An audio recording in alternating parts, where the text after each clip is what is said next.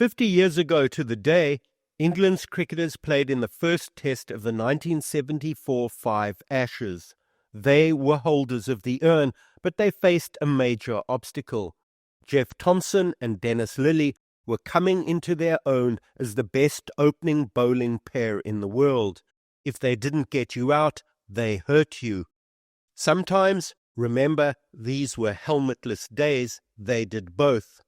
This is the story of those Ashes, in which an increasingly injured and bedraggled England dragged themselves across the Australian continent for 6 very hard test matches. Welcome to the Luke Alfred Show. I have 30 years of experience on the front lines of sports journalism, covering some of the biggest games in cricket, rugby, the FIFA World Cup, and even the Olympic Games. Come and join me as we learn about some of the greatest sports stories you've never heard. I'm Luke Alfred, and welcome to the show. Through late November and early December 1974, England's cricketers found themselves in Queensland, a state apparently pickled in one continuous subtropical downpour after another. Their one-day match against Queensland Country 11 was abandoned without a ball being bowled, and by the time they arrived in Brisbane for their match against Greg Chappell's Queensland, ahead of the first test, there were fears of an underprepared pitch because of the weather. England had other concerns. Queensland possessed a fearsome weapon. It wasn't secret because this weapon had already played once for Australia, but it was of a slightly unknown quantity nonetheless.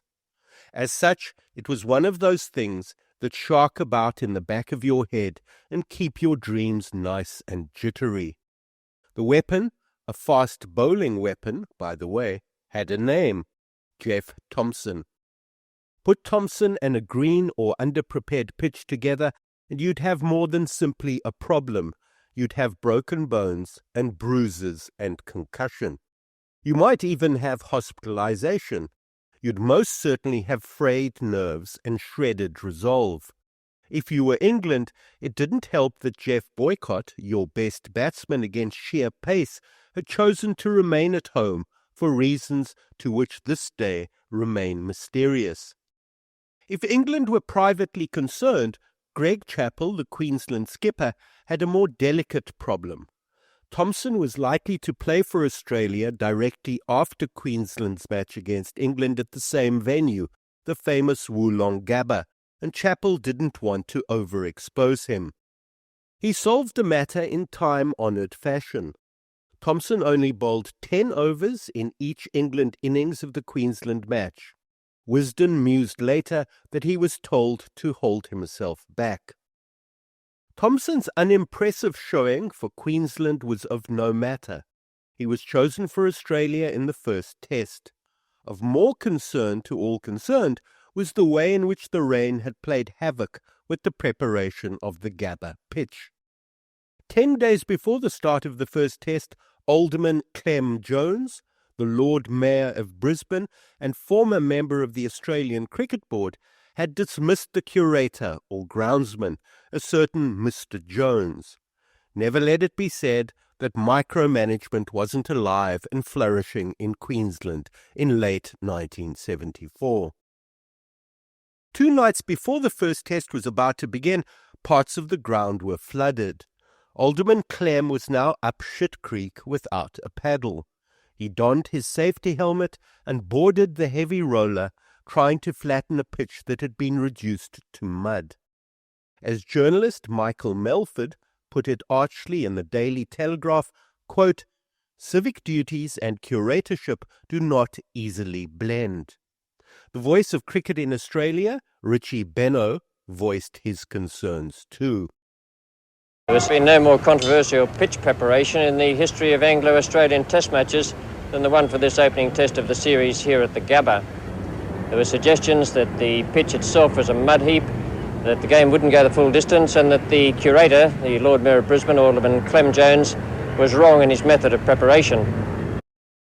Despite pitch worries and the role of Alderman Jones, when Greg Chappell's brother Ian won the toss in the first test, he decided to bat. He scored 90 runs for Australia, and Australia posted just over 300. The 1974 five Ashes, held at that point by England, were underway, despite fears to the contrary. Thomson had taken 2 wickets for Queensland in England's warm-up match against them. Both wickets were of the same batsman, England's opener Dennis Amiss. Greg Chappell might have held Thomson back in the Queensland match, but Amiss himself, a perfectionist and wily campaigner, had seen enough of Tomo's slingshot pace to know exactly what to expect. Thomson not only got Amiss again in the England first innings of the first test, but broke his thumb for good measure. England stumbled groggily to 57 for 4 and, although Tony Greig scored a cheeky counter-attacking century, combining skill, bravado, and irrepressible Greggy showmanship, England found themselves 50-odd runs behind on the first innings. Thomson, or Tomo as he was called, took 3 for 59 in 21 overs. A precursor of Sri Lanka's Lasith Malinga, with a similar action, Thomson's unorthodoxy was terrifying because he was a far stronger man and, at point of delivery, his bowling arm was higher than Malinga's. Thomson ran at no more than an amble to the crease, and shortly before he reached it, almost seemed to change the position of his leading feet in screwing his body round into a slingshot action, left arm pointing skywards, left leg pointing at the batsman.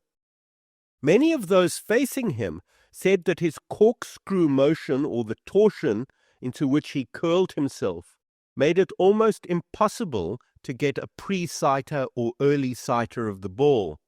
Suddenly it was upon you, either rising perilously off a length or sizzling towards your toe caps as though they were magnetic.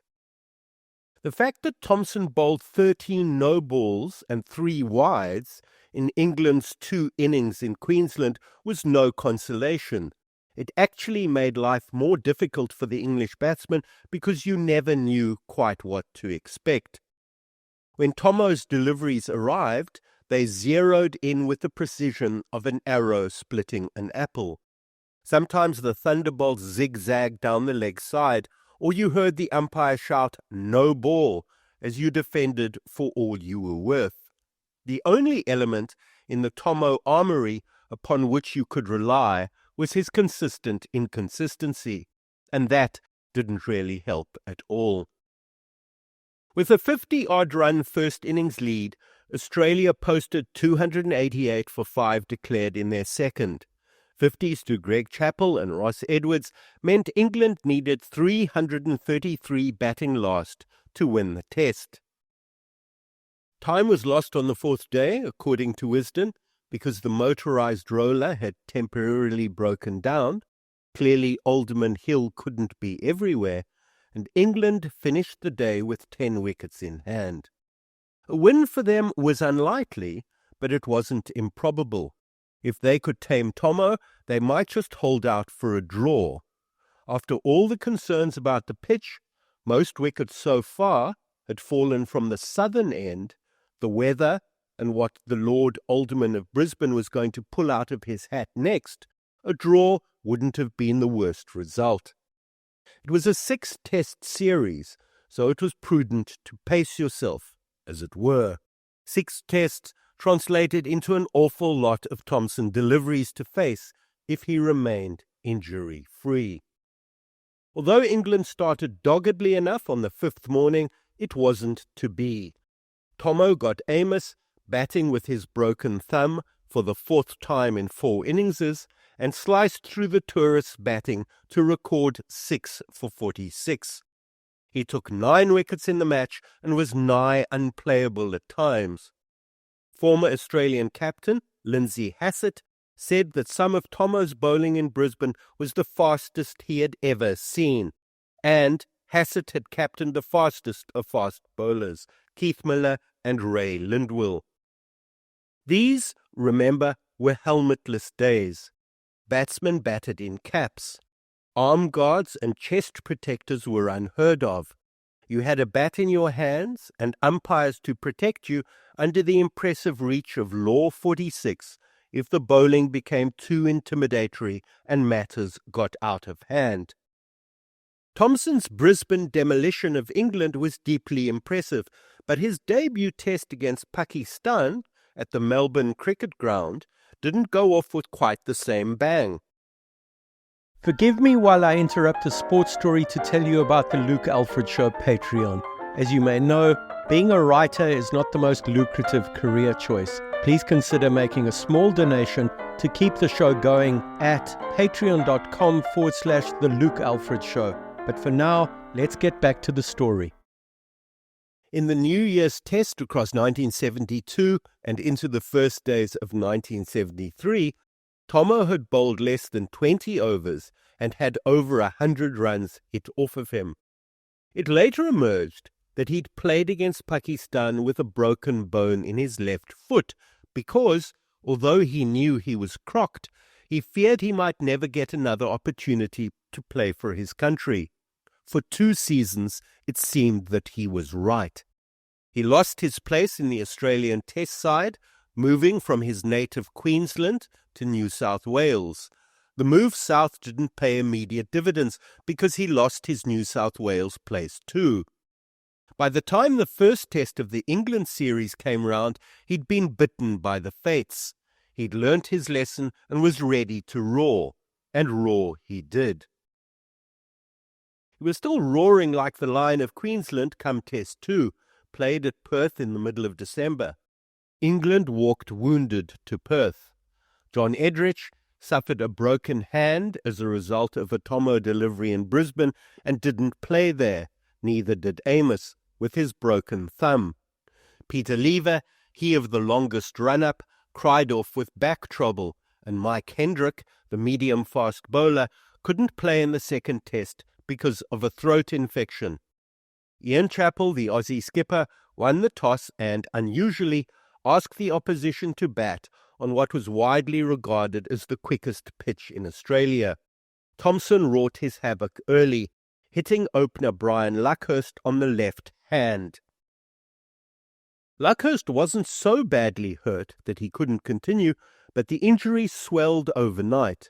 When it came for his next turn to bat, he was shoveled into action batting at number 7. England were becoming a rabble. Next, someone would hobble to the crease on crutches or pad gingerly to the middle with the help of a walking stick. All the same, Luckhurst and his new opening partner, David Lloyd, in for Amos, put on 44 for the first wicket.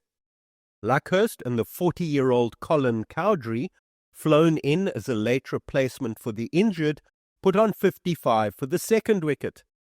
Cowdrey, who hadn't played Test cricket for 3.5 years, was looking forward to listening to the Ashes on his radio back in Kent. But now, here he was, immaculate in his MCC pullover on a swelteringly hot Perth day. This was his 6th visit to Australia, spanning 20-odd years. As he walked to the crease, he's reputed to have passed Jeff. The exchange went something like this, with Cowdrey speaking first and Thomson replying. "Mr. Thomson, I believe, so good to meet you. Piss off, fatso, that's not going to help you." 99 for 2 unfortunately became 208 all out. Australia passed England's total with only 4 wickets down, Walters and Ross Edwards in the midst of a 170-run 5th-wicket partnership, both going to hundreds. Eventually, Australia scored 481 in their first dig. Yes, and Australia will pass England's score here. Walters will get at least 2 for this, being chased by Arnold, and they'll get 3. And Australia take the lead on the first innings. With a 273-run first innings lead, Thomson, bowling as fast as the wind, took a knife to England. Cowdrey forced to open the England second innings with David Lloyd because of Luckhurst's swollen hand. The two posted a 50-run opening stand before Lloyd was hit by Thomson in the groin. He crumpled to the turf and was escorted off, retiring before returning the following day. Tomo, bowling to 5 slips and 2 leg slips, took 5 England second innings wickets as he reached into England's rib cage and ripped out their vital organs.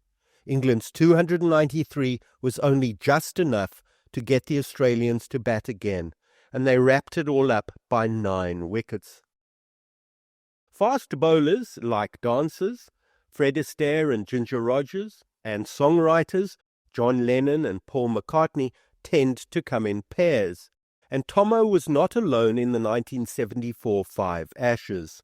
Dennis Lillee was from the other side of Australia, Western Australia to be precise, but he and Tomo hunted together. If Thompson's action looked like it had been hammered together from discarded car parts in the back garden, Lillee's action looked like it was grooved in a wind tunnel. The two complemented each other like chili relish adds flavour to a good chicken prego. Although Lillee was the sleek aristocrat and Tomo the lippy street tough, the two were of an age and outlook.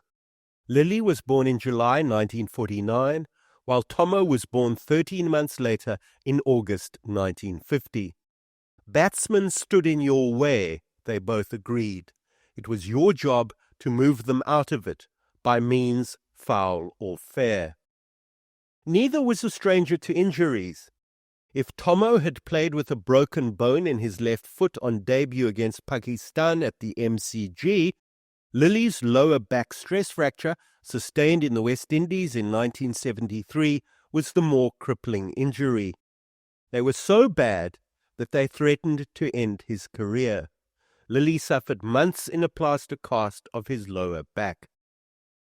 Lillee re-engineered his action, gaining speed and smarts as the series progressed. He didn't take as many wickets as Tomo in the 1974 5 Ashes. He wasn't death on a steed, but he chipped in, 2 here, 2 there, until the 5th test. He was the perfect Tomo foil. Australia's opening bowlers were helped considerably by the quality of the catching behind the wicket, said by many, including commentator Benno, to be of the highest order. Rod Marsh was the wicketkeeper, with Ian Chappell at first slip and his brother Greg at second. Doug Walters was often at third, while Ian Redpath was either at fourth slip or stood as a kind of second gully, the gully position having been made his own by Ashley Mallett. According to Wisden, the Aussies took 13 of a possible 14 catches offered in Perth. Of these, Greg Chappell took 7 catches, all but 2 of the 7 being taken at second slip. England, by contrast, had a torrid time of it in Perth. Fletcher dropping catches, so too Jeff Arnold. The third test was hosted by the Melbourne Cricket Ground at the end of December. A record opening day crowd of 77,165 passed through the turnstiles on Boxing Day, but finally an evenly contested, low-scoring match ended in a stalemate. When the curtain came down on the last day of 1974, Australia needed only 8 runs for victory with 2 wickets standing. England had been strengthened by the return of Edrich and Amos from their respective hand injuries, and Hendrick had recovered from his sore throat. But neither side could seize the day when the final day was there for the seizing. Some of the scribes found Australia's reluctance to scamper for a 3rd consecutive test win, and therefore one that would have ensured she didn't lose the series, slightly perplexing. The sides went to Sydney for the 4th test, with the Aussies 2-0 up with 3 to play. The same 2 Australian umpires, Tom Brooks and Robin Bale-Hash, umpired throughout the series. A breather or furlough out of the limelight was therefore impossible. Bale-Hash, who was only 27, made his debut in Brisbane, so was no more than a year or 2 older than either Thompson or Lillee, and certainly younger than Ian Chappell. From the opening test on Alderman Hill's wicket at the Gabba, the 2 umpires had a quandary on their hands. Ian Chappell had argued that it wasn't in his remit, as Aussie skipper, to discipline his fast bowlers.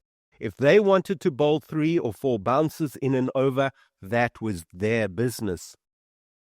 Chappell might have been responding to the Ashes series 4 years previously, in which England's John Snow had been liberal with his use of the short-pitched ball under captain Ray Illingworth.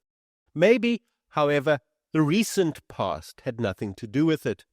Greg bowled Lilly a couple of bounces in Brisbane in the first test, violating the then unwritten law that bowlers didn't bounce tail-enders. Whatever the origins of Chappell's view, he was adamant that the umpires were on their own. The post-series consensus was that they were too lenient on Lilly and Thomson. There were attempts to reel in Australian aggression in Brisbane, but the players bristled and pushed back. But back to the Sydney Cricket Ground for the 4th test. England sacrificed a 110-run first innings lead at the SCG, with Edrich captaining the side because Dinesh stood down due to his poor run of form. When Australia posted nearly 300 in their second innings, with hundreds to Greg Chappell and Ian Redpath, the bullet was through the church door, as the old South African saying goes. Quote, "On the last day, the demoralizing effect of Thomson and Lilly was never more apparent," wrote Wisden. From 68 for no wicket, the score became 74 for 3, with Edrich on his way to hospital after being hit below the ribcage first ball by a Lilly skidder.